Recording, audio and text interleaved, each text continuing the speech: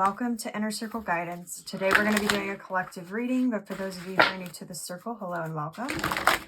Don't forget to hit the subscribe button. I post new videos every single day. And if you're looking for daily short tarot readings, check out my Instagram, Facebook, TikTok, or YouTube Shorts. If you're looking for personal services or personal readings, I offer them through my website, innercircleguidance.com.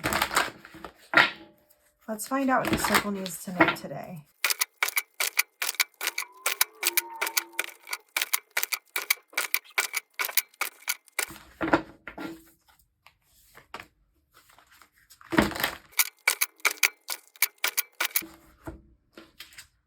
Okay, so the card that was sticking out is Temperance. We have the Two of Wands. We have the Six of Wands. We have the World. We have the Star. We have the Knight of Pentacles. And we have the Tower. Interesting. Very, very interesting. It's interesting how these two cards came out at the very beginning and the very end of pulling the cards. They're on two different spectrums. The Tower is a card of inciting change. It's an active energy, whereas Temperance is a card of balance. It's a card of patience. It's a card of divine guidance and intuition. That can be sometimes a more passive energy. And what's interesting here is you're sort of being prompted to understand the line between the two energies here. So with the Two of Wands, the Two of Wands talks about planning. It has to do with travel sometimes. It has to do with having a lot of opportunities and deciding which opportunities to take. The difference between planning and actually taking action here. Two also, again, has to do with balance. So it's interesting how we're falling back into that sort of energy between planning and taking action, between active energy and passive energy. We have the Six of Wands, which has to do with success. It has to do with taking action. It has to do with being motivated. The World card is a new chapter. It's a new energy being ushered in. It's reaching a major milestone. It's receiving some sort of major form of abundance.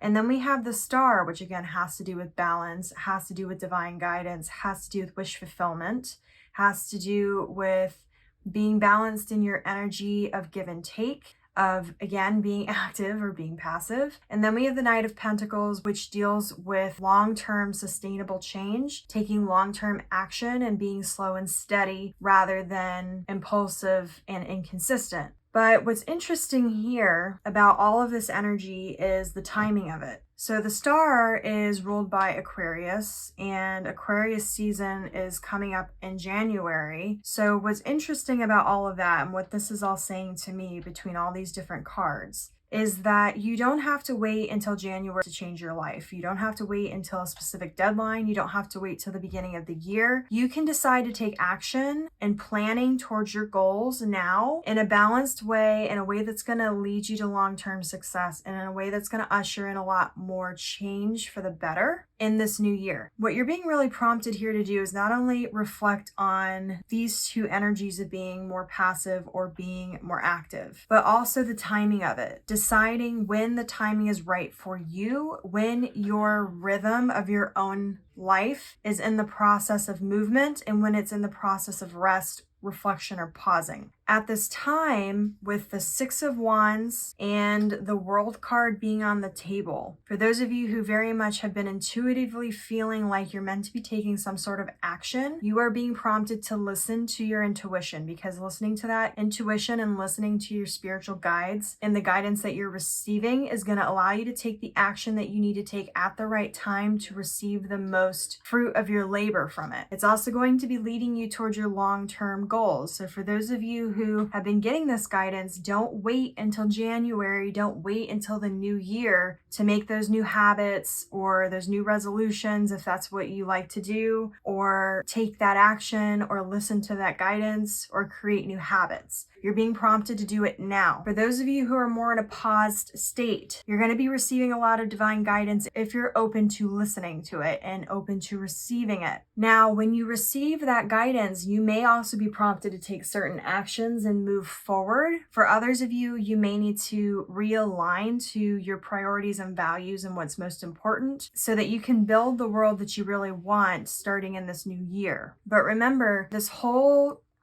entire reading is about figuring out your own rhythm, your own divine timing in your life, not waiting for the universe to take the reins, not waiting for something else to come and do it for you. This is very much an active reading and an active energy in the way you take action. Even if the decision is to wait for whatever reason, or you're pausing because you need to make sure you're moving forward with an intention and alignment, it's important that you have the intention. The intention is the most important piece. So regardless of whether you're taking that active action or you're taking more of the passive one, ultimately you're being guided though to take action in terms of your decisions about moving forward in an active way, and you move forward with intention. Figure out what your intention is, what you want your impact to be, what you want the result to be, why you're doing it. Be very specific, but also not so rigid that you're not opening yourself up to better potential outcomes that you didn't think of. But be willing to do the work now if you're being so guided to do so, or take the action or whatever it is. So if this reading resonated with you, don't forget to like and comment